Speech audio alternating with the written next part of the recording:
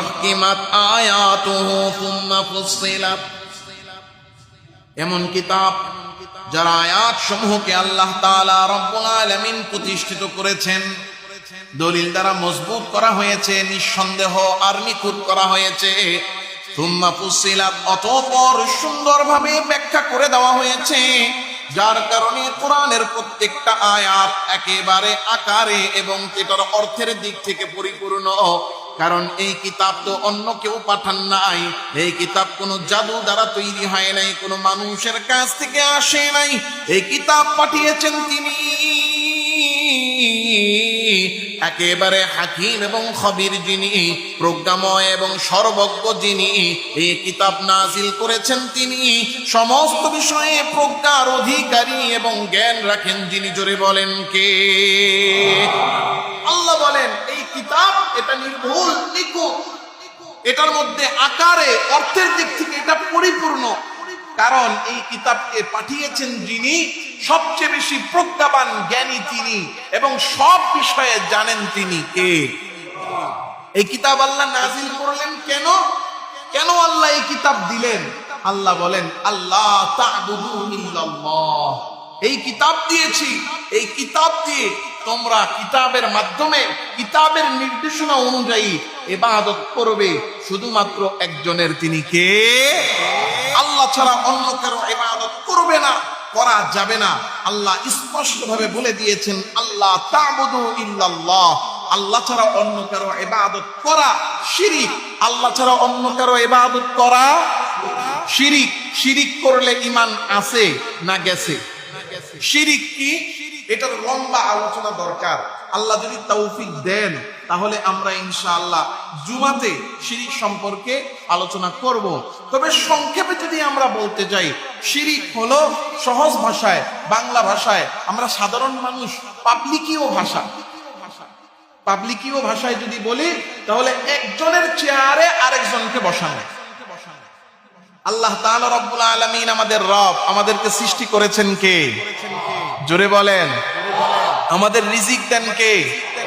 অসুস্থতা দান করেন কে? সুস্থতা দান করেন কে? বিপদে আপদে উদ্ধার করেন কে? আবার জীবনে নানা সময় পরীক্ষার জন্য মুসিবত পাঠান কে? আগামীকালকে কি হবে গায়েবের খবর জানেন কে? আবার আমার সন্তান আমাকে দান করেন কে? আল্লাহ তাআলা রব্বুল আলামিন রব, রুবুবিয়্যাহ, তিনি যে রব, তিনি যে খোদা, এই খোদাগিরির কিছু বিশেষ গুণ আছে না নাই?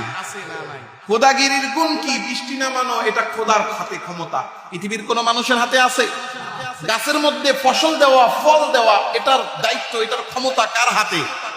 আল্লাহর হাতে, খোদার হাতে, অন্য কারো হাতে আছে? এগুলো রুবুবিয়্যাতের গুণ। এই গুণে আল্লাহ ছাড়া অন্য কাউকে গুণান্বিত মনে করা, এটাকে কি বলা হয়? শিরিক। এটাকে কি বলা হয়? এখন একজনে মনে করে যে একটা মূর্তি, সে আমাকে সৃষ্টি করেছে, সে আমার খোদা, এই জন্য একটা মূর্তি বানায়া সেটার সামনে কি করলাম? সেজদা দিলাম, সেটার ইবাদত করলাম। কি হবে? রুবুবিয়্যাতের জায়গায় ইবাদত পাওয়ার উপযুক্ত একমাত্র আল্লাহ, ওই চেয়ারে আরেকজনকে বসাইছি, তাইলে শিরিক হইল নাকি হয় নাই? এখন আসেন, ইবাদত করলে যেরকম শিরিক হয়, এখন একজনে মনে করে যে আরে আমার সন্তান হয় না, তাইলে শাহজালাল বাবার কাছে একটু চাই, তার কাছে একটু মান্নত করি। শাহজালাল বাবা, আপনি আমারে কি দেন? একটা সন্তান দেন। বলেন সন্তান দেওয়ার ক্ষমতা শুধুমাত্র কার? কিন্তু আমি মনে করলাম আমার শাহজালাল বাবা আমারে সন্তান দিতে পারবে, হ্যাঁ, মাজার আমারে সন্তান দিতে পারবে, আমার বাবা, আমার পীর সাহেব আমারে সন্তান দিতে পারবে। এইটা মনে কইরা যদি তারে এই সন্তান দেওয়ার ক্ষমতাবান মনে করি, তাইলে আল্লাহর সাথে শিরিক হইল নাকি হয় নাই? গিয়া বলে একটু হাতটা দেখেন তো আমার আগামীটা কেমন হবে। হাতটা দিকে কয় আপনার তো সব ভালো, উন্নতির রাস্তা পুরো ফকফকা, খালি মাঝখানে একটা সমস্যা আছে, একটা ফাড়া আছে, এই ফাড়াটুকু কাটাইলেই সমস্যা সমাধান। এই ফাড়াটা কাটবো কেমনি? কয় বেশি কিছু না, আমার কাছ থেকে একটা পাথরের আংটি নিবেন। এই পাথরটার দাম কত? 1.5 লক্ষ টাকা। কথা কয় না? এত টাকা? আরে তোমার সামনে শত শত কোটি টাকা আছে, তুমি মাত্র এই 1.5 লাখ টাকা নিয়ে চিন্তা করো। অবস্থা বুঝা ব্যবস্থা, কারো কাছে 5,000, কারো কাছে 50,000, কারো কাছে 1.5 লাখ, একটা ছোট্ট পাথর। কি হবে? এটা নিয়ে আংটি বানায় খালি ব্যবহার করবা, দেখবা এই আংটি যতক্ষণ তোমার সাথে, সব বিপদ দূর হয়ে যাবে। সে মনে মনে ভাবে, এই বাবাই তো আমার পাথর দিয়ে আমার সব সমস্যা সমাধান করে দিবে, আমার ভবিষ্যৎ সুন্দর করে দিবে। বলেন আগামীকাল কি হবে সেইটা ভালো করা তো দূরের কথা, ওইটা জানার ক্ষমতাও আর কারো আছে? জানেন কে? এই জন্য সহজ ভাষায় যদি বলতে যাই, দেখবেন কত মানুষ, কত মুসলমান আমরা বুঝি না। এক পীরের দরবারে গেছে, মুরিদ হইছে, মনে মনে ভাবে এ তো অনেক কিছু জানে, বড় কামেল। এমন কামেল পীরের কাছে গেছে, পীরের নামাজ রোজা হজ যাকাত কোনো কিছুর খবর নাই, এমনকি গোসল আর পবিত্রতাও নেই। কথা কন না কেন? আমি একদিন কার সাথে যেন রিক্সাতে করে যাচ্ছি, যাওয়ার সময় সাধারণ একজন মানুষ, রিক্সা অথবা গাড়ি এরকম একটা কিছু হবে, তো যাচ্ছি, যাওয়ার সময় ওই যে আমাদের গুলিস্তানে আছে না একটা কি গোলাপশা মাজারের পাশে, এখন আছে কিনা অনেক দিন হচ্ছে যাই না, তো খেয়াল করি না। মাজারের পাশে দেখবেন কিছু আছে, গোসল নাই, জামা কাপড়ও নাই, আছে না নাই? গোসলও করে না, চুলও কাটে না, দাড়ি এমন লম্বা লম্বা, উপরের চুলের নিচের চুল মনে হয় এক হয়ে গেছে। কথা কয় না? সমুদ্র এসে নদীর সাথে মিলে, নদী এসে খালের সাথে মিলে, তো তাদের মাথারটা এই দাড়িতে এসে মিলে, মানে গালে এসে মিলে, গালেরটা নিচে যায় মিলে। কথা কয় না? কথা কয় না? আর গোসলের তো কোনো খবর নাই, গোসল না করতে করতে না করতে করতে না করতে করতে চুল আর দাড়ির মধ্যে এমন জট, নিচেরটাও একই অবস্থা, হবেই হবে, কোনো সন্দেহ নাই। দেখলে বুঝার উপায় নাই যে এটা আল্লাহর নবীর সুন্নত দাড়ি না বট গাছের শিকড়, বোঝা যায় না। কথা কয় না? রিক্সা দিয়ে যাচ্ছি, একজনে কয়, হুজুর আপনারা হুজুররা তো শরীয়ত লয়ে আছেন, ওর কাছে মারিফত আছে। আমি গেলাম কি আছে? মারিফত আছে। কি মারিফত মানি? মানে ওর কাছে জিনিস আছে, জিনিস আছে। হ্যাঁ, আমি তো ল্যাংটা, ওর কাছে এবার কি থাকবো? ও তো না কি, ও গায়ে জামা কাপড় নাই, নামাজ রোজা নাই, হজ যাকাত নাই। হুজুর আপনার তো শরীয়ত লয়ে আছেন, আপনারা মারিফতের কেরামতি বুঝবেন না। ওর ভিতরে দেখতে এমন পাগল পাগল দেখা গেলে কি হইব? ভিতরে মাল আছে। কয়নি? এরকম ল্যাংটা দেখা গেলে কি হইব? তুমি কও ল্যাংটা, কিন্তু ল্যাংটা হইলে কি হইব? ভিতরে মাল আছে। কয়নি? আমি বললাম যে তার ভিতরে মাল আছে। মালটা কি জানেন? ওর ভিতরে নাপাকি আছে। কি আছে? নাপাকি আছে। কি আছে? একজন পুরুষ মানুষ, সে গোসল করে না, অত দইরা নিলাম, পেশাব পায়খানা পরিপূর্ণ পবিত্র হয়ে সে পেশাব পায়খানা করে। কিন্তু একটা পুরুষ মানুষের কি শরীর নাপাক হয় না? হ্যাঁ, যদি সুস্থ থাকে, সে যদি নিজের নাপাক করে, তাহলে তো নিজে নাপাক করলো। নিজেরও যদি একটা পুরুষ মানুষ যদি নাপাক না করে, অটোমেটিক সে নাপাক হয়ে যায় রাত্রিবেলা ঘুমের মধ্যে। বুঝাইতে পারি তো বুঝার কথা, যে একজন পুরুষ মানুষ সে স্ত্রীর কাছে যাবে, নাপাক হবে, তার গোসল ফরজ হবে। যদি স্ত্রীর কাছে না যায়, একাকি গুনাহ দ্বারাও তার গোসল ফরজ হবে। কিন্তু সে ইচ্ছা করে স্ত্রীর কাছেও যায় নাই, নিজেও তার গোসল ফরজ বানায় নাই, কিন্তু অটোমেটিক ঘুমের মধ্যে একদিন, 2 দিন, 1 মাস, 2 মাস, 4 মাস, পুরুষ মানুষ তার 2, 4 মাস, 5 মাস হইলেও তো তার তো গোসল ফরজ হবেই। তো বছরের পর গোসল করে না, তো ওর মধ্যে কি আছে? ওর মধ্যে আর কিছু নাই, নাপাকি আছে। বুঝতেছেন? আয়েশা বলবে ওর মধ্যে মাল আছে। গিয়া কি করে? গিয়া একটা সালাম দেয়। খালি সালামই দেয় না, মাথাটা রেখে দেয়। কি দেখবেন বহু দরবার আছে এমন, আল্লাহ মাফ করুন এই কথা বলাতে। আল্লাহ, এগুলা বললে আমাদের সমাজের কিছু ধনবান এবং ক্ষমতাবান ব্যক্তি আছে, আমাদের সমাজের গণ্যমান্য ব্যক্তি, কিন্তু ওনারা এই ধরনের পীরের দরবারে যায়। তো এগুলো শিরিকের বিরুদ্ধে যখন আমরা বলি, তখন তাদের একেবারে এমন রাগ উঠে, আর এটা এত কট্ট। আল্লাহু আকবার। তখন জান জীবন লাগাইয়া দেয়, এই ইমামরে খেদাইলে আমি 5 লাখ টাকা এক লগে দিব। কি মসজিদে টাকা দেয় না, মসজিদে যায় না, জিজ্ঞাসা করে কি ও মসজিদে যান না কে? এই হুজুর খেদাইতে। হুজুর তো ভালো, সমস্যা কি? সমস্যা আর কিছু না, আমার বাবার বিরুদ্ধে কইছে।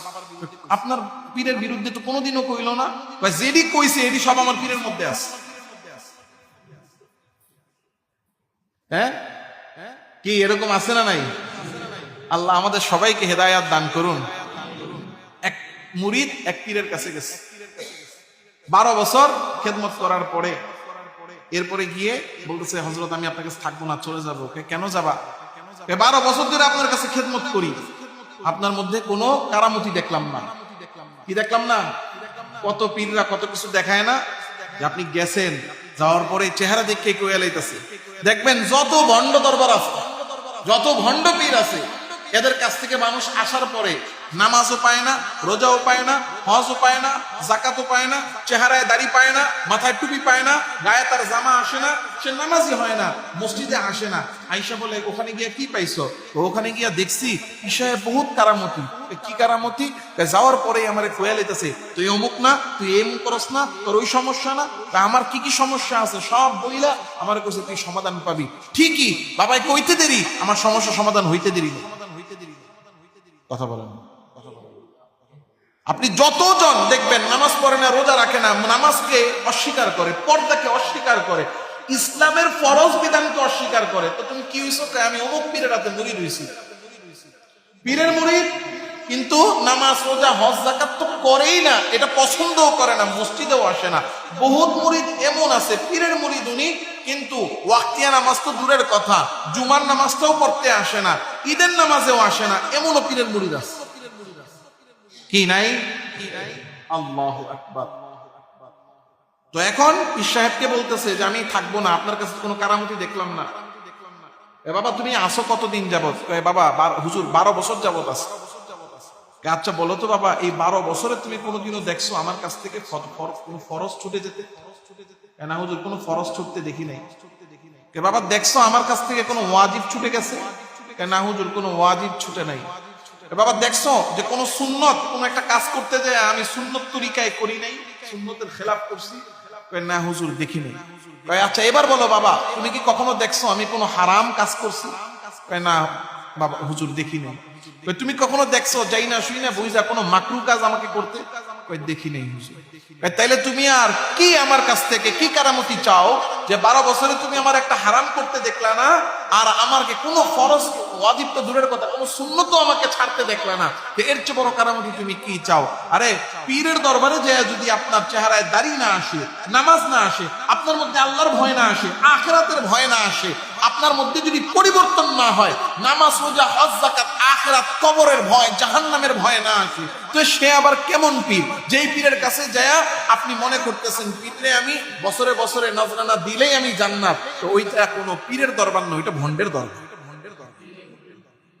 আল্লাহ আমাদের সবাইকে বুঝদান করেন। আজকে আর বেশি না বলি, প্রথম দিন বেশি না বলি। أما بعد فأعوذ بالله من الشيطان الرجيم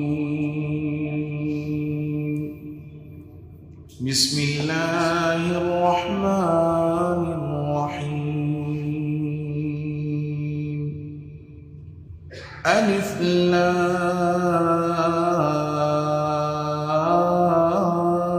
لام را كتاب أحكمت آياته ثم فصلت من لدن حكيم خبير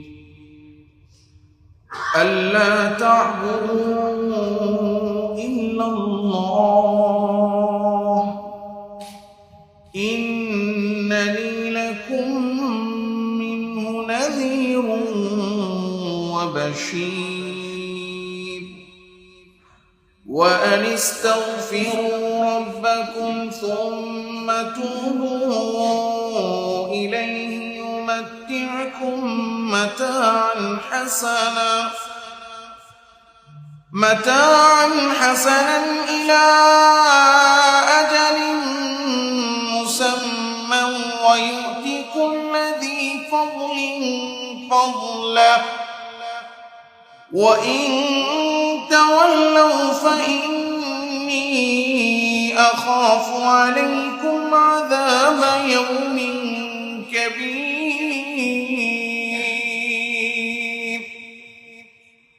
إلى الله مرجعكم وهو على كل شيء قدير ألا صدورهم ألا حين يستغشون ثيابهم يعلم ما يسرون وما يعلنون إنه عليم بذات الصدور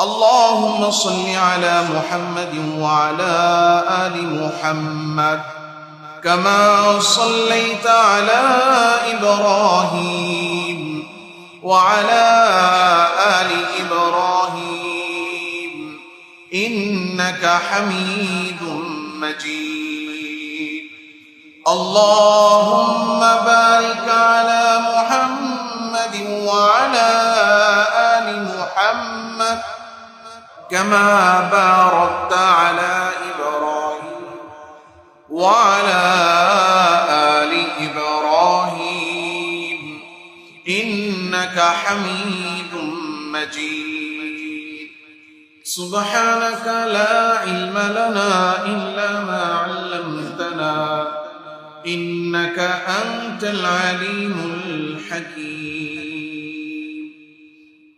سبحانك لا علم لنا إلا ما علمتنا إنك أنت العليم الحكيم صدق الله مولانا العظيم بارك الله لنا ولكم في القرآن العظيم ونفعنا وإياكم بالآيات والذكر الحكيم সমস্ত প্রশংসা একমাত্র আল্লাহ সুবহানাহু ওয়া তাআলার জন্য যে মহিয়ান গরিয়ান সর্বশক্তিমান দয়ালু দাতা মেহেরবান রব্বুল আলামিন মাওলাল করিম আল্লাহ সুবহানাহু ওয়া তাআলা আমাকে আপনাকে আল্লাহ তাআলা রব্বুল আলামিনের হুকুম এশার নামাজ জামাতের সাথে আদায় করা এবং নামাজের পরে আল্লাহ তাআলার ঘর মসজিদে আল্লাহ তাআলা রব্বুল আলামিনের দেওয়া হায়াতের সময়কে কাজে লাগিয়ে আল্লাহ তাআলা রব্বুল আলামিনের কালাম কোরআনে কারীম থেকে কিছু কথা বলা ও শোনার জন্য আল্লাহ আমাদেরকে বসার তৌফিক দিয়েছেন। এইজন্য প্রত্যেকই অন্তরের অন্তঃস্থল থেকে আল্লাহর কাছে কৃতজ্ঞ হয়ে কৃতজ্ঞতা আদায় করে শুকরিয়া আদায় করে কালিমাতুশ শুকর পাঠ করে আওয়াজ করে জোরে সোরে বলি আলহামদুলিল্লাহ। আল্লাহ সুবহানাহু ওয়া তাআলা আমাদেরকে এই উম্মতকে সারা পৃথিবীর সমস্ত উম্মতের মধ্যে সবচেয়ে দামি বানিয়েছেন। এই উম্মত দামি কারণ আল্লাহ তাআলা রব্বুল আলামিন আমাদেরকে তার প্রিয় হাবিব সাল্লাল্লাহু আলাইহি ওয়াসাল্লামের উম্মত আমাদেরকে বানিয়েছেন। যে হাবিবকে আল্লাহ তাআলা রব্বুল আলামিন সবচেয়ে বেশি ভালোবেসেছেন এবং সবচেয়ে বেশি মর্যাদা দিয়েছেন। নবীজি সাল্লাল্লাহু আলাইহি ওয়াসাল্লাম নবুয়ত পাওয়ার পরে নবীজি সাল্লাল্লাহু আলাইহি ওয়াসাল্লামকে আল্লাহ তাআলা রব্বুল আলামিন যদিও সবচেয়ে বেশি ভালোবেসেছেন, আল্লাহ তাআলা রব্বুল আলামিন তার হাবিব নবীকে বানিয়েছেন, কিন্তু এই পৃথিবীতে সবচেয়ে বেশি পরীক্ষা, সবচেয়ে বেশি কষ্ট, সবচেয়ে বেশি আল্লাহ তাআলা রব্বুল আলামিন পরীক্ষা আমাদের নবীজির কাছ থেকে আল্লাহ নিয়েছে।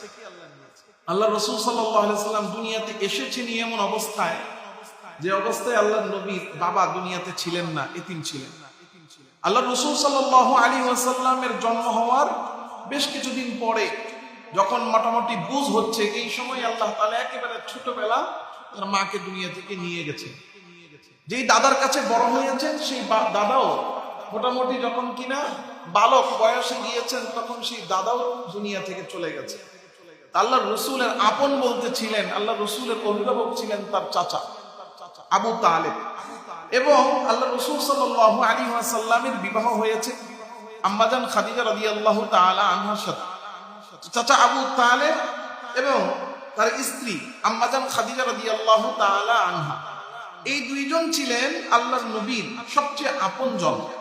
বিপদে আপদে কষ্টে দুঃখে বেদনায় সর্ব অবস্থায় এই দুইজন তার পাশে থাকতেন এবং তাকে সব সময় যে কোনো বিপদে তারা সহযোগিতা করতেন। নবীজি সাল্লাল্লাহু আলাইহি ওয়াসাল্লামের নবুয়তের 10ম বছরে যে আল্লাহ তাআলা রব্বুল আলামিনের হুকুম হয়েছে, আল্লাহ চেয়েছেন একই সাথে চাচা আবু তালেব দুনিয়া থেকে চলে গেলেন এবং তার স্ত্রী হযরত খাদিজাতুল কুবরা রাদিয়াল্লাহু তাআলা আনহা দুইজনই দুনিয়া থেকে চলে গেলেন। এই আপন দুইজন মানুষ যখন দুনিয়া থেকে চলে গেলেন, ওই সময়টা এমন ছিল, একে তো নবীজি নবী হওয়ার পরেই তো মক্কার কাফের মুশরিকরা সর্বদা চতুর্দিক থেকে নবীজিকে কষ্ট দিত। নবীজি সাল্লাল্লাহু আলাইহি সাল্লামকে বাহিরে মেরেছে, নবীজি ঘরে এসেছেন তো আম্মা জান খাদিজা তাকে সান্ত্বনা দিয়েছেন, সেবা করেছে। বাহিরে কেউ নবীজির গায়ে আঘাত করতে এসেছে বা আঘাত করেছে, ওই জায়গায় চাচা আবু তালেব এসে নিজের পিঠটা পেতে দিয়েছেন যে মার যদি খেতে হয় আগে আমি খাবো, পরে আমার ভাতিজার গায়ে লাগবে। এই আপন দুইজন মানুষ দুনিয়া থেকে চলে গেলেন, এই তো আপন জন হারানোর বেদনা। এই জন্য এই বছরটাকেই আমুল হুসন, দুঃখের বছর বলা হয়। নবীজির চাচা এবং স্ত্রী এই দুইজন যেই বছর ইন্তেকাল করেন, নবুয়তের 10ম বছর, নবী হওয়ার 10ম বছর, এই বছরটাকেই বলা হয় আমুল হুসন, দুঃখের বছর, বেদনার বছর। এইদিকে তো আপনজন হারানোর বেদনা, আর ওইদিকে মক্কার কাফের মুশরিকরা আগে নির্যাতন করতে গেলে আবু তালেব এসে বাধা হয়ে দাঁড়াতো, আবু তালেব নাই। আগে নির্যাতন করলে খাদিজা বাধা হয়ে দাঁড়াতো, সেও নাই। তারা ময়দানটা পুরো উন্মুক্ত পেয়ে গেছে। আল্লাহর রাসূল সাল্লাল্লাহু আলাইহি ওয়াসাল্লামের উপরে তারা তাদের নির্যাতনের পরিমাণ আগের চেয়েও বাড়িয়ে দিয়েছে। যখন কিনা নির্যাতনের পরিমাণ বেড়ে গেল, একে তো নির্যাতনের পরিমাণ বেড়ে গেছে, ওইদিকে যারা সান্ত্বনা দিত, বিপদে যারা সাহারা দিত, তারাও দুনিয়াতে নাই। দুনো দিক থেকে কষ্টের পরিমাণ কম না বেশি? এই কাফের মুশরিকরা যখন আল্লাহ রাসূল সাল্লাল্লাহু আলাইহি ওয়াসাল্লামকে এইভাবে চতুর্মুখী কষ্ট দিতে লাগলো, আল্লাহ তাআলা রব্বুল আলামিন তখন নবীজি সাল্লাল্লাহু আলাইহি ওয়াসাল্লামকে সান্ত্বনা দেওয়ার জন্য আল্লাহ তাআলা রব্বুল আলামিন কাফের মুশরিকদেরকে তাদের এই নির্যাতন জুলুম থেকে বিরত হওয়ার জন্য আল্লাহ তাআলা রব্বুল আলামিন নাযিল করলেন কোরআনুল কারীমের 11 নম্বর সূরা সূরাতুল হুদ। এই সূরাতুল হুদ, এটার মধ্যে 123টি আয়াত আছে। এই সূরাতুল হুদ, সূরার নাম যে হুদ, এই হুদ নাম রাখা হয়েছে আল্লাহ তাআলা রব্বুল আলামিনের একজন জলিল কদর নবী হযরত হুদ আলাইহিস সালামের নামের সাথে মিল রেখে এই সূরার নামকরণ করা হয়েছে হুদ। এই হুদ সূরার যে হযরত হুদ আলাইহিস সালামের সাথে মিলিয়ে রাখা হলো কেন? কারণ এই সূরার 53 নম্বর আয়াত থেকে হুদ আলাইহিস সালামের ঘটনা বর্ণনা হয়েছে, আর ওইটার সাথে মিলিয়ে এই সূরার নাম রাখা হয়েছে হুদ। এই সূরার মধ্যে 123টি আয়াত। পুরো সূরাটা হযরত আব্দুল্লাহ ইবনে আব্বাস রাদিয়াল্লাহু বর্ণনা করেন এবং হযরত কাতাদা রাহিমাহুল্লাহ বর্ণনা করেছেন। পুরো সূরাটা নাজিল হয়েছে মক্কাতে। বলেন, পুরো সূরাটা নাজিল হয়েছে কোথায়? তবে অনেকেই বলেন যে শুধুমাত্র 114 নম্বর যে আয়াতটা আছে, এই একটা আয়াত শুধু মক্কায় নাজিল হয়নি, বাকি পুরো সূরাটা মক্কায় অবতীর্ণ হয়েছে। আল্লাহ তাআলা রব্বুল আলামিন এই যে সূরাটা নাজিল করেছেন, এই সূরাটা এমন এক সূরা, এই সূরার মধ্যে এমন এমন বিষয়বস্তু আছে, বিশেষ করে পূর্ববর্তী জামানার অনেক গোত্রের ঘটনা এমন এসেছে যারা তাদের নবীকে কষ্ট দিত, এবং কষ্ট দেওয়ার কারণে আল্লাহ তাআলা রব্বুল আলামিন তাদের উপরে আযাব নাজিল করেছেন। এত ভয়াবহ আলোচনা এখানে করেছেন, এই সূরার মধ্যে এত গুরুত্বপূর্ণ আলোচনা করেছেন যে আল্লাহ রাসূল সাল্লাল্লাহু আলাইহি ওয়াসাল্লাম বলেন যে এই সূরার কারণে আমি বৃদ্ধ হয়ে গেছি, এই সূরার কারণে আমার চুল পেকে গেছে। আল্লাহু আকবার। হযরত আবু বকর রাদিয়াল্লাহু তাআলা আনহু, হযরত আব্দুল্লাহ ইবনে আব্বাস রাদিয়াল্লাহু তাআলা আনহু থেকে বর্ণিত, তিনি বলেন যে হযরত আবু বকর তাকিয়ে দেখলেন আল্লাহর রাসূলের চুলগুলো ধূসর সাদা হয়ে যাচ্ছে, পেকে যাচ্ছে। তো হযরত আবু বকর রাদিয়াল্লাহু তাআলা আনহু নবীজি সাল্লাল্লাহু আলাইহি সাল্লামকে ডাক দিয়ে বলছেন, ইয়া রাসূলুল্লাহ সাল্লাল্লাহু আলাইহি ওয়াসাল্লাম ক্বাদ শিবতা। আবু বকর ডাক দিয়ে বলেন, ইয়া রাসূলুল্লাহ, আপনি তো বৃদ্ধ হয়ে যাচ্ছেন। আপনি কেন বৃদ্ধ হয়ে যাচ্ছেন? আপনার চুলগুলো পেকে যাচ্ছে। নবীজি সাল্লাল্লাহু আলাইহি ওয়াসাল্লামকে আবু বকর যখন বললেন আপনি বৃদ্ধ হয়ে যাচ্ছেন, নবীজি বলতেছেন, ক্বাদ শাইয়াবাতনি হুদুন ওয়াল ওয়াকিআ ওয়াল মুরসালাত ওয়া আম্মা ইয়াতাসাআলুন ওয়া ইদাশ শামসু কুওয়িরাত। নবীজি বলতেছেন শাইয়াবাতনি, তুমি বলতেছো আমি বৃদ্ধ হয়ে যাচ্ছি, আমার চুল পেকে যাচ্ছে, আমার চুল এমনি এমনি পাকছে না, আমি এমনি বৃদ্ধ হচ্ছি না, বরং আমার চুল পাকাইয়া আমারে বৃদ্ধ বানিয়ে ফেলছে কোরআনে কারীমের 5টা সূরা। এই 5টা সূরা এমন সূরা, যে সূরার মধ্যে আল্লাহ তাআলা রব্বুল আলামিন এমন এমন কথা বলেছেন যেইগুলোর কারণে আমি চিন্তায় টেনশনে, যেইগুলোর ওজনে আমার চুল পেকে যাচ্ছে আর আমি বৃদ্ধ হয়ে যাচ্ছি। কোরআনে কারীমের এই 5টা সূরার মধ্যে সূরাতুল হুদ আছে। এই সূরা দিয়েছেন কে? 1 নাম্বার সূরাতুল হুদ।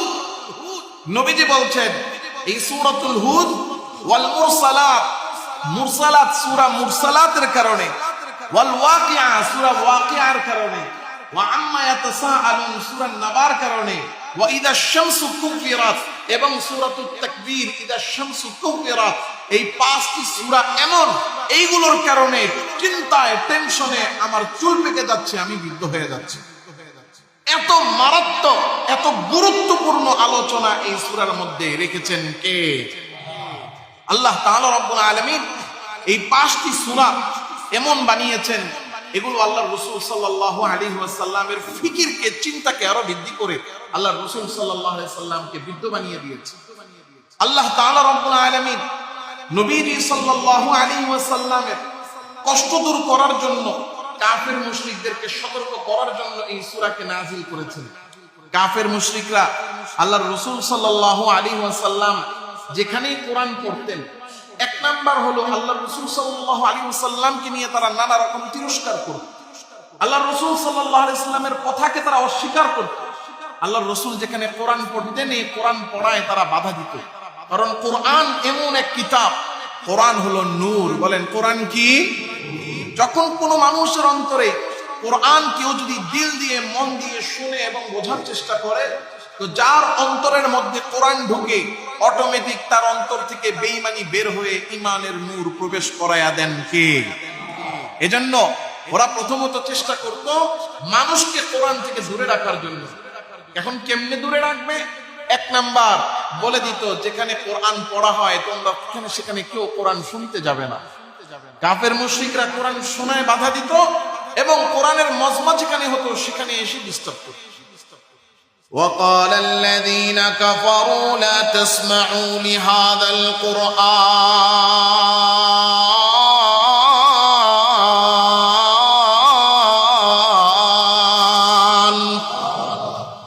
ওরা একজন আরেকজনকে বলতো, এই কোরআন তোমরা কেউ শুনবে না, কোরআন তোমরা কেউ শুনবে না।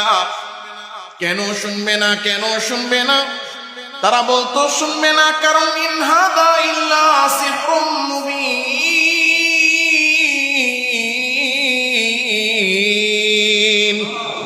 ওরা বলতো কোরআন শুনবে না কারণ এটা হলো সুস্পষ্ট জাদু। কেমন জাদু? বলে এটা শুনলেই মানুষ প্রভাবিত হয়ে যায়।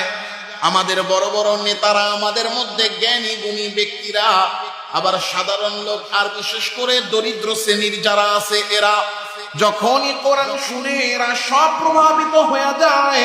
আরে কেন প্রভাবিত হয়? কোরআন যেই শুনে সেই পরিবর্তন হয়ে যায়। কারণ কি? কারণ হইল এইটা একটা জাদুই বাণী। এই জাদুর কারণে এটার ভিতরে একটা সেহের আছে, জাদু আছে। এই জাদুময়তার কারণে কোরআন শোনার সাথে মানুষের চরিত্র পরিবর্তন হয়ে যায়, মন পরিবর্তন হয়ে যায়। এইটা যদি জাদুই না হতো তাইলে মানুষ কেন পরিবর্তন হবে? এটা জাদু বলেই মানুষের পরিবর্তন হয়।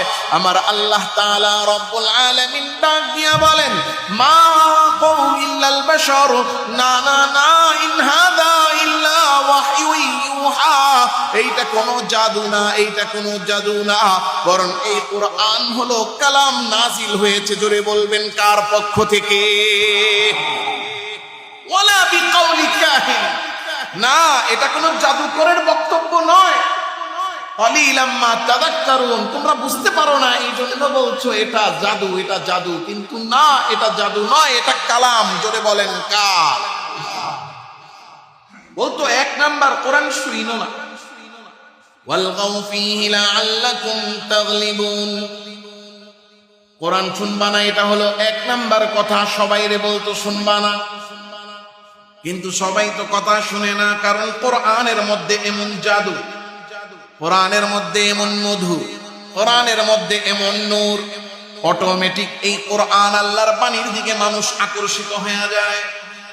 মানুষ যখন ভিড় জমায়, এবার গিয়া বলে ওয়ালগাউ ফিহি, তাইলে মজমার মধ্যে গিয়া ডিস্টার্ব করো। যেখানেই নবীজি কোরআনের মজমা বানাইতেন, সেখানে যাইয়াই মুশরিকরা ডিস্টার্ব করা শুরু করতো, হই হুল্লোড় আর চিৎকার চেঁচামেচি শুরু করতো। কারণ মজলিসটা যেন নষ্ট হয়ে যায়, মানুষ যেন মনোযোগ দিয়ে কোরআন না শুনে, এই কোরআনের প্রভাবে যেন প্রভাবিত না হয়। আর আল্লাহর রাসূল সাল্লাল্লাহু আলাইহি ওয়াসাল্লামকে জায়গায় জায়গায় যে বলতো ইন্নাহু লামাজনুন, খুব পাগল, বলেন নাউজুবিল্লাহ। ও শায়ের, ও বড় কবি, গিয়ে বলতো হুয়া কাহিন, সে জাদুকর। আল্লাহ তাআলা রব্বুল আলামিনের কোরআনের ব্যাপারে নানা রকম প্রশ্ন তুলত। আল্লাহ তাআলা রব্বুল আলামিন সূরাতুল হুদ নাযিল করে সর্বপ্রথম কোরআনের ব্যাপারে যার যত প্রশ্ন আছে, যার যত অভিযোগ আছে, সব অভিযোগগুলোকে আল্লাহ তাআলা রব্বুল আলামিন লোহিত করে দিলেন। আল্লাহ তাআলা রব্বুল আলামিন বলতে লাগলেন আলিফ লাম রা কিতাবুন উহকিমাত আয়াতু থুম্মা ফুসসিলাত মিন লাদুন হাকীমিন খাবীর।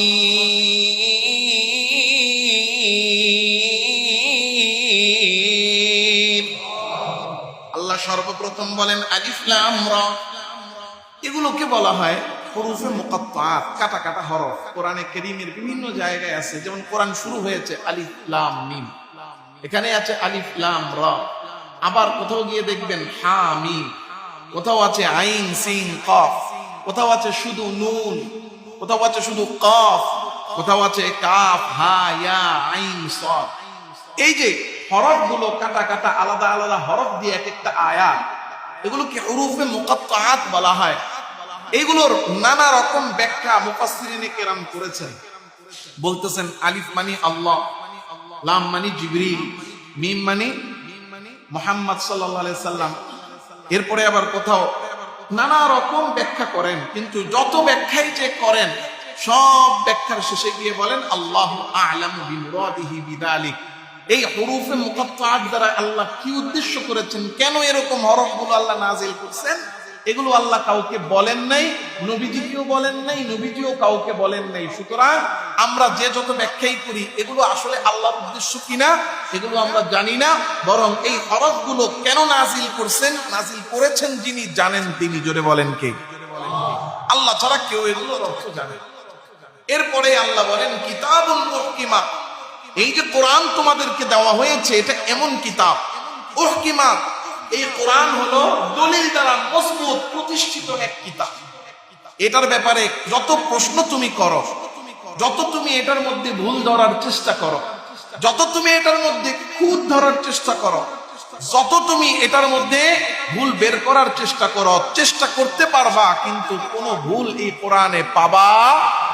কারণ এই কোরআনকে দলিল দ্বারা মজবুত করা হয়েছে।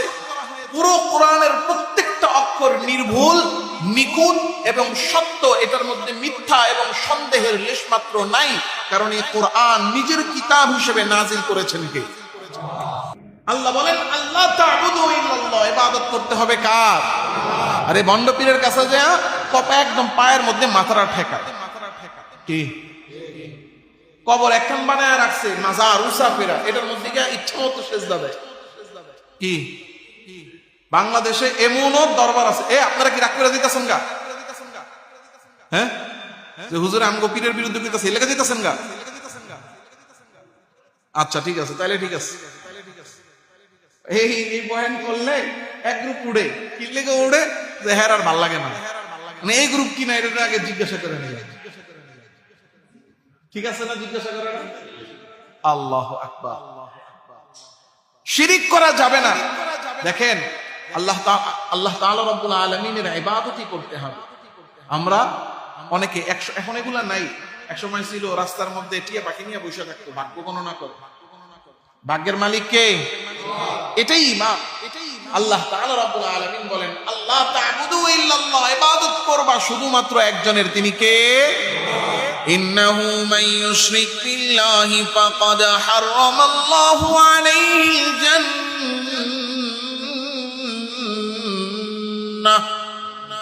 আল্লাহ তাআলা রাব্বুল আলামিন বলেন শিরিক করো না, কারণ নিশ্চয়ই যারা শিরিক করবে, মুশরিক অবস্থায় যারা মারা যাবে, তাদের জন্য জান্নাতকে চিরকালের জন্য হারাম করে দিবেন কে? শিরিক করলাম তো নিজের জন্য জান্নাতকে হারাম বানায় নিলাম। আল্লাহ তাআলা রাব্বুল আলামিন নবীজিকে বলছেন যে আপনি এই দাওয়াত মানুষের কাছে দেন যে কোরআন পাঠিয়েছি, কোরআন অনুযায়ী ইবাদত করবে কার?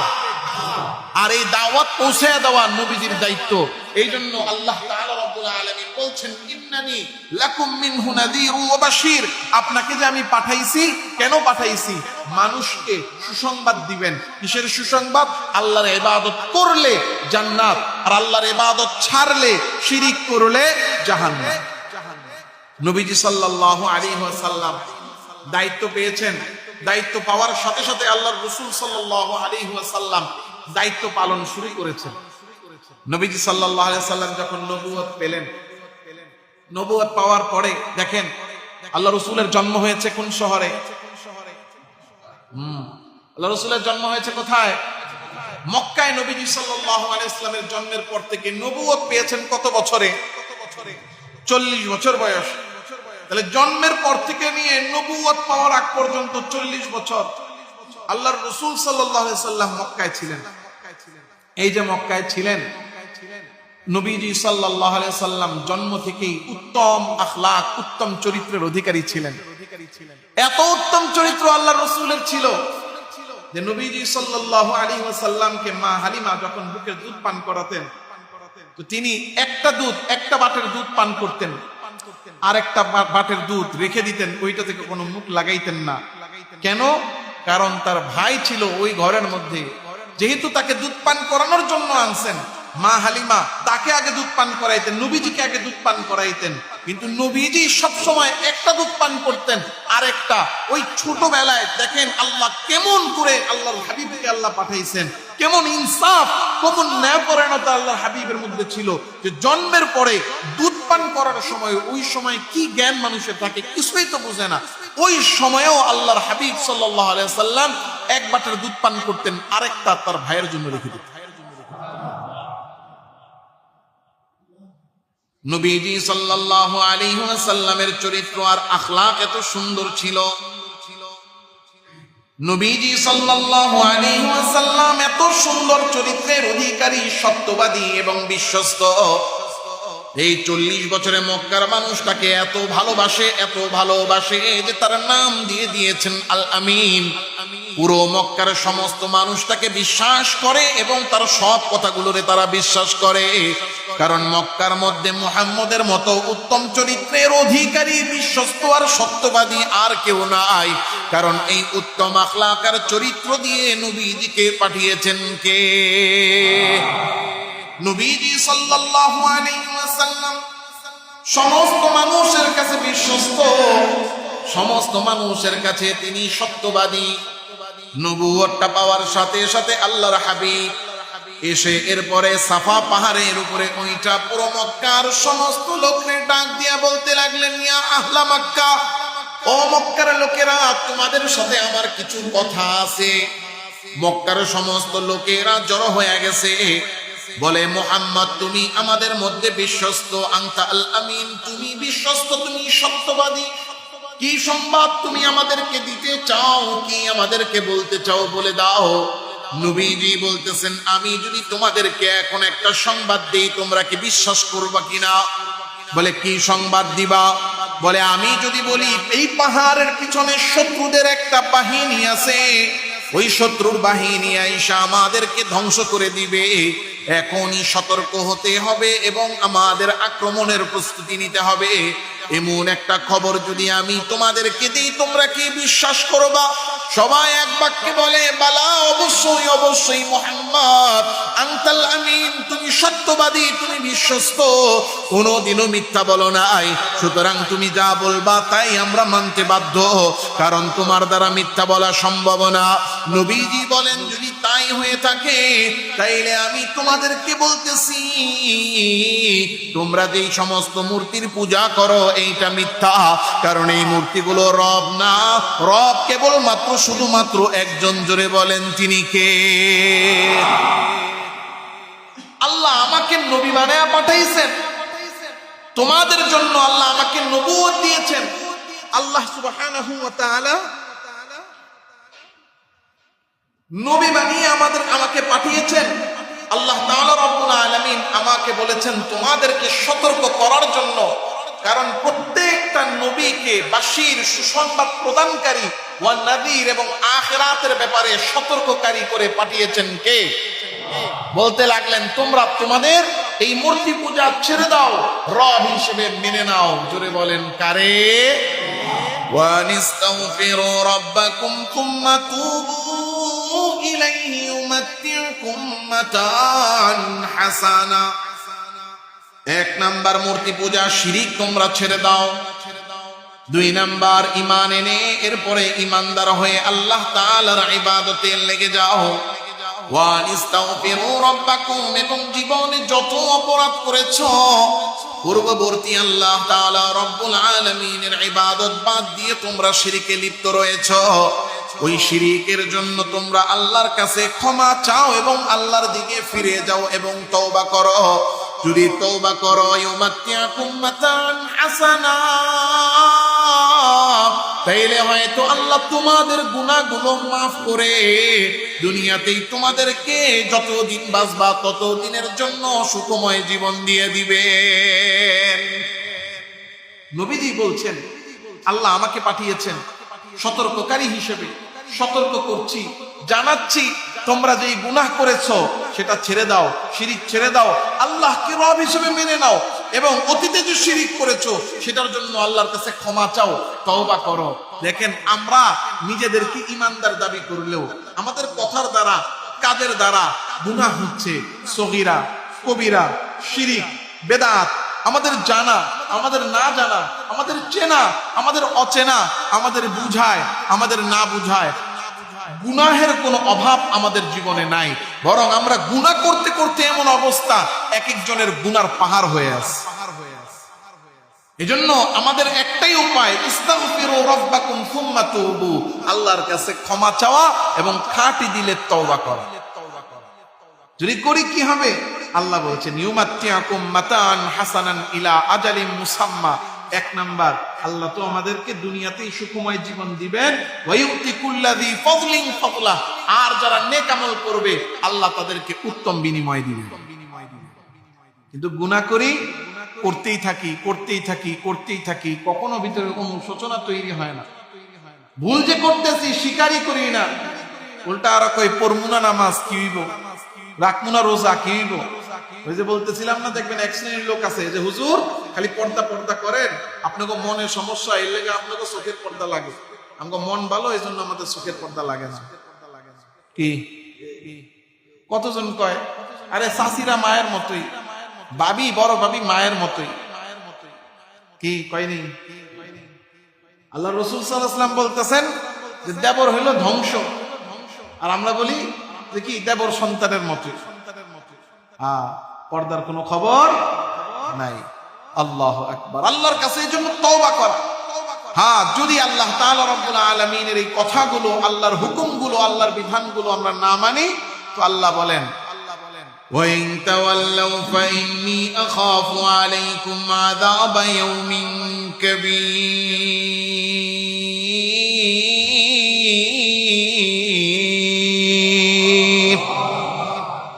যদি তোমরা আল্লাহ তাআলা রব্বুল আলামিনের এই কথাগুলো না মেনে তা থেকে যদি মুখ ফিরিয়ে নাও, তাহলে আমি তোমাদের জন্য ভয় করি। নবী বলতেছেন আখাফু আলাইকুম, আমি ভয় করি আযাবা ইয়াউমিন কাবীর, বিশাল দিনের আযাব। কারণ একজন ওই আযাব থেকে বাঁচতে পারবে না। কেউ কোনোদিনও লুকাইয়া থাকতে পারবে না, আল্লাহর কাছে না যাইয়া পারবে না। ইলাল্লাহি মারজিউকুম, যে যেখানেই আসো যাই থাকো না কেন প্রত্যেককেই ফিরে যেতে হবে একজনের দরবারে। জোরে ডাক দিয়া বলেন কে? আল্লাহর কাছে সবাইকে ফিরে যেতে হবে, সবাইকেই ফিরে যেতে হবে।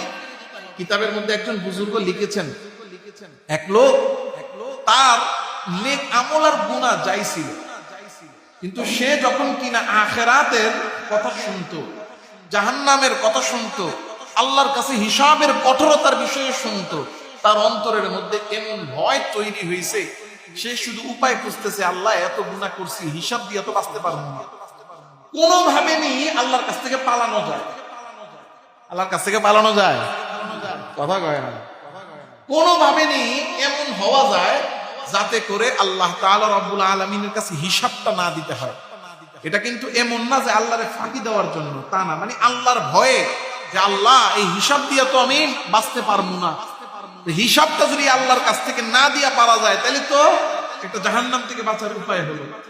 আল্লাহর ভয়ে, জাহান্নামের ভয়ে, আখিরাতের হিসাবের ভয়ে কেমনে হিসাব থেকে বাঁচা যায় এটার রাস্তা খুঁজতেছে, কিন্তু কোনো উপায় পায় না। হঠাৎ করে তার মাথায় বুদ্ধি আসছে, সন্তানদেরকে ডাইকা বলছে, বাবারা তোমরা আমাকে মারা যাওয়ার পরে জ্বালায়া দিবা। আব্বা এটা কি কইলেন? হ্যাঁ এটাই আমার ওসিয়ত, এটা ঘটনা, এটা কি ঘটনা যে তোমরা আমাকে কি করবা, জ্বালায়া দিবা, পুড়াইয়া দিবা। আচ্ছা ঠিক আছে, আপনার ওসিয়ত তো মানতে হবে। এরপরে বলে আমাকে পোড়ানোর পরে একেবারে ছাই হয়ে যাবে, ছাই গুলারে কিছু নিয়া বাতাসে উড়াইয়া দিবা, কিছু নিয়া পানিতে দিয়ে দিবা, কিছু নিয়া পাহাড়ে ছাড়বা, কিছু নিয়া মাটির মধ্যে দাবাইয়া দিবা।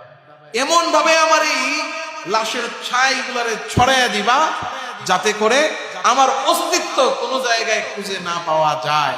বলেন এরপরও আল্লাহর কাছ থেকে পালানো যাবে? আল্লাহ তাআলা রব্বুল আলামিনের কাছে ফিরতে হবে। ইলাল্লাহি মারজিউকুম, আল্লাহর কাছেই তোমাদের ফিরে যেতে হবে, কারণ ওইটাই আমাদের মারজা, ওইটাই আমাদের ফিরে যাওয়ার জায়গা। যে যত বাহাদুরি আর ক্ষমতা দেখাই না কেন, দেখেন না কত বড় বড় বীর বাহাদুর, ক্ষমতার শেষ নাই, কিন্তু শেষ বয়সে যায়া একটা সময়ে যায়া দুর্বল হইতেই হয়। দুর্দান্ত প্রতাপশালী, এই যে বিগত 2-3 বছর আগে বাংলাদেশের একজন বড়, অতীতের এক বড় মন্ত্রী, এত দাপট ছিল, দাপটের শেষ নাই, অর্থমন্ত্রী ছিল মনে হয়, এয়ারপোর্টে সে গেছে এমন অবস্থায় যে লুঙ্গি পরা, হুইল চেয়ারে বসা, দেখতে এত বয়স হওয়ার কারণে যেটা হয় শরীর ভেঙে পড়ছে, আর আশেপাশেও কেউ নাই, আগের সেই দুর্দান্ত প্রতাপ এখন আর নাই। এটাই প্রমাণ করে যে আমরা যে যত বড় বাহাদুরি করি না কেন ফিরে যেতে হবে সেখানে। এসেছি আমরা যেখান থেকে আল্লাহ তাআলা রব্বুল আলামিন আমাদেরকে পাঠিয়েছেন, সেই আল্লাহর কাছেই ফিরতে হবে, হিসাব দিতে হবে, এক চুলো বাঁচা যাবে। ইলাল্লাহি মারজিউকুম ওয়া হুয়া আলা কুল্লি শাইইন কাদির। আল্লাহ তাআলা বলেন আল্লাহর কাছেই তোমাদেরকে ফিরে যেতে হবে, আর তিনি সব করতে সক্ষম। সুতরাং ইবাদত করতে হবে, হুকুম মানতে হবে, কোরআন অনুযায়ী চলতে হবে, কারণ এটার হুকুম করে দিয়েছেন কে?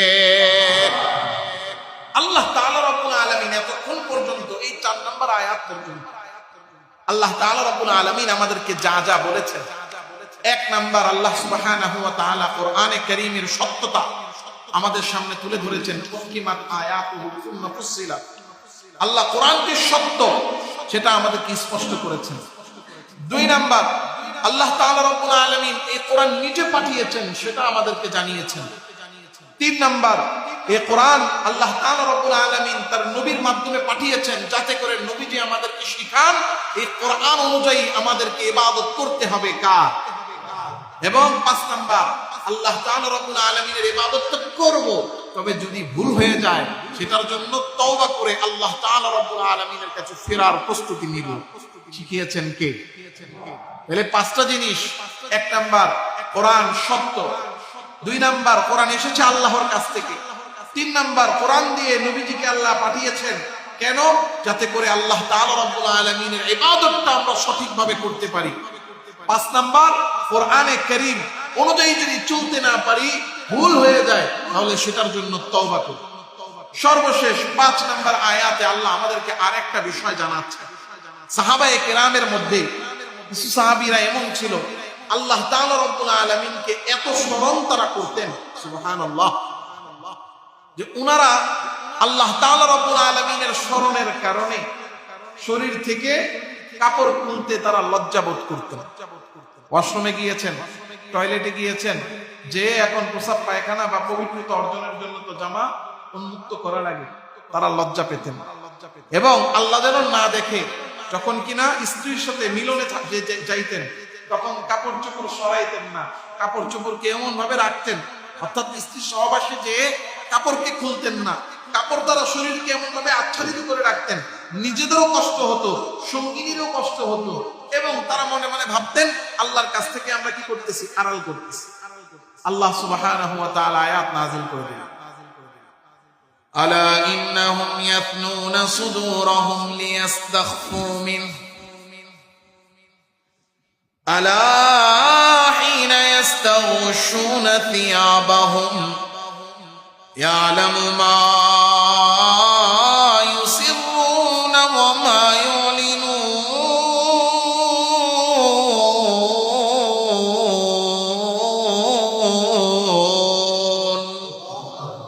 ইন্নাহু আলিমুম বিযাতিস সুদূর।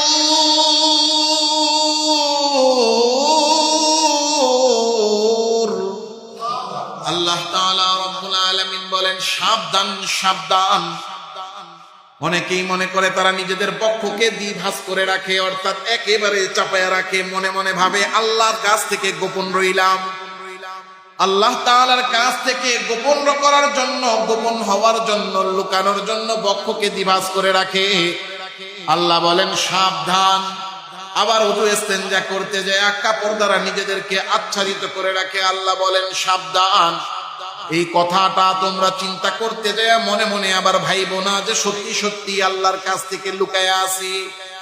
না না না, যতই কাপড় দ্বারা তুমি আচ্ছাদিত হও না কেন, তুমি ভাবতেছো বুকটারে দ্বিভাস করে রাখছি আল্লাহ যেন দেখতে না পারে। এইভাবে যতই আল্লাহর কাছ থেকে আড়াল হতে চাও, সবার কাছ থেকে আড়াল হলেও একজনের কাছ থেকে আড়াল হওয়া যায় না। জোরে বলেন তিনি কে? ইয়ালামু মা ইউসিররুনা ওয়া মা ইউলিনুন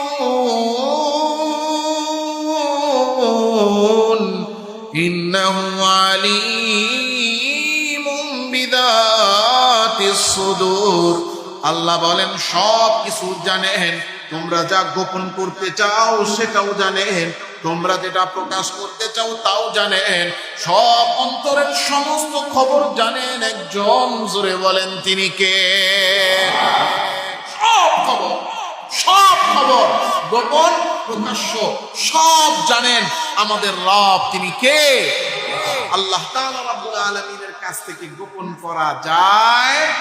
এই জন্য আমরা মনে মনে ভাবি গুনাহ করতেছি, চুপে চাপে করতেছি, এমনি করতেছি, আইন পাশ করে করতেছি, অন্যায় করি আর মনে মনে ভাবি এমন ভাবে করছি কেউ জানে না। কিন্তু না, সবাইরে ফাঁকি দেওয়া গেলেও একজনের ফাঁকি দেওয়া যায় না। তিনি কে? এই জন্য আল্লাহ তাআলা রাব্বুল আলামিনের ভয় অন্তরের মধ্যে ঢুকাইতে হবে। আল্লাহ তাআলা রাব্বুল আলামিনের ভয় যখন, আল্লাহর স্মরণ যখন কারো অন্তরে থাকে, তখন গুনাহ করতে গেলে তার মনে হবে যে আমি গুনাহ করতেছি, দেখেন কে।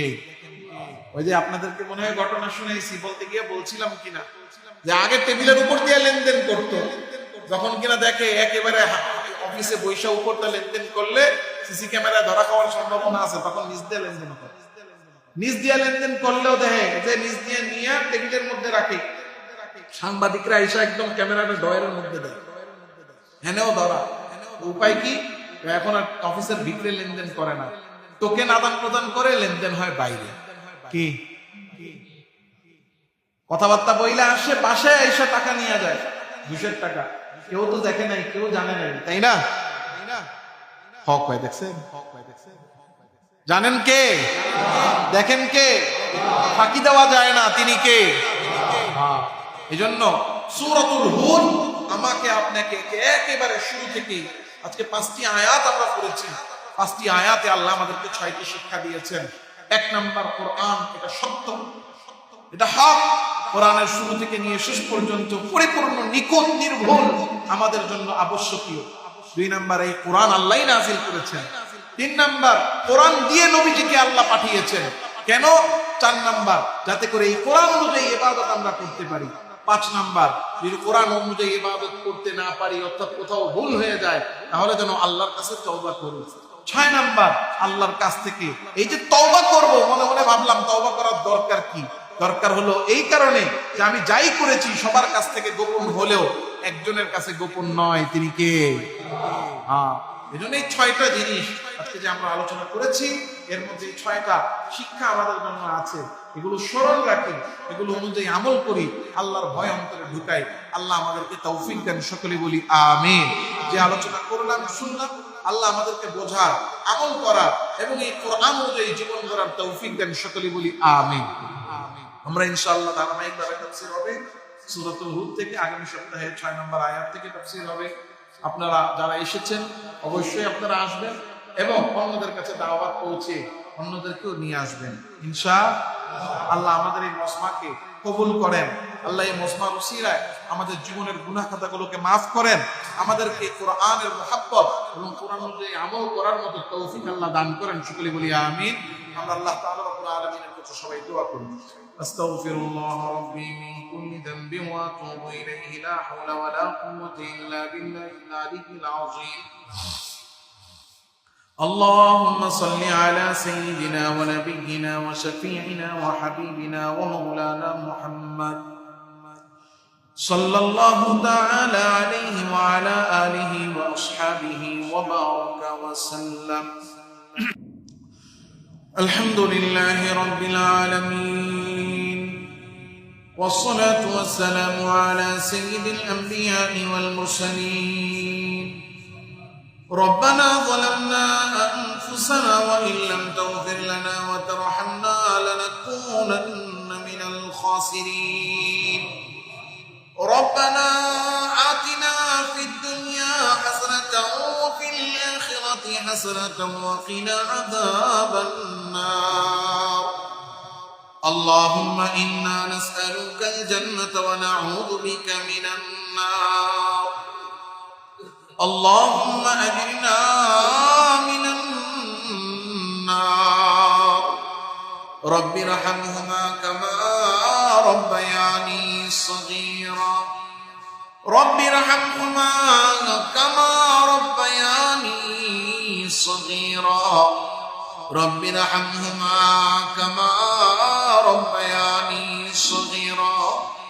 رب العالمين مولا الكريم يا الله، ঈশান নামাজের পরে আপনার ঘর মসজিদে বসে আপনার কালাম কোরআন থেকে কিছু কথা বলে আর শুনে আমরা আপনার কিছু গুনাহগার বান্দা আপনার শাহী দরবারে হাত তুলে দিয়েছি গো মালিক। আমরা প্রত্যেকেই গুনাহগার, কোনো সন্দেহ নাই। কি পরিমাণ গুনাহ এক একজন করেছি তার কোনো হিসাব নাই। আপনি যদি আমাদের গুনাহগুলোর হিসাব নেন, আমাদের একজনেরও জাহান্নাম থেকে বাঁচার কোনো উপায় নাই গো আল্লাহ।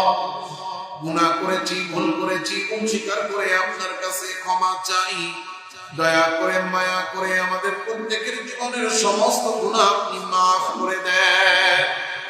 রব্বুল আলামিন মওলাল কারীম আল্লাহ, আজকের এই মজলিসকে কবুল আর মঞ্জুর করে নেন। আল্লাহ, কোরআন থেকে যে কথা বললাম শুনলাম, আল্লাহ কবুল আর মঞ্জুর করেন।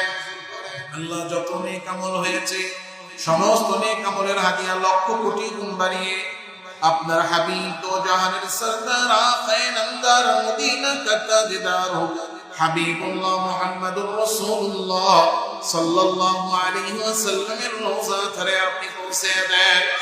আয় আল্লাহ, হযরত আদম আলাইহিস সালাম থেকে নিয়ে আজ পর্যন্ত যত মুমিন মুসলমান কবরের বাসিন্দা হয়েছে প্রত্যেকের কবরে রূহ এবং ফেরাতের হাদিয়া আপনি পৌঁছে দেন।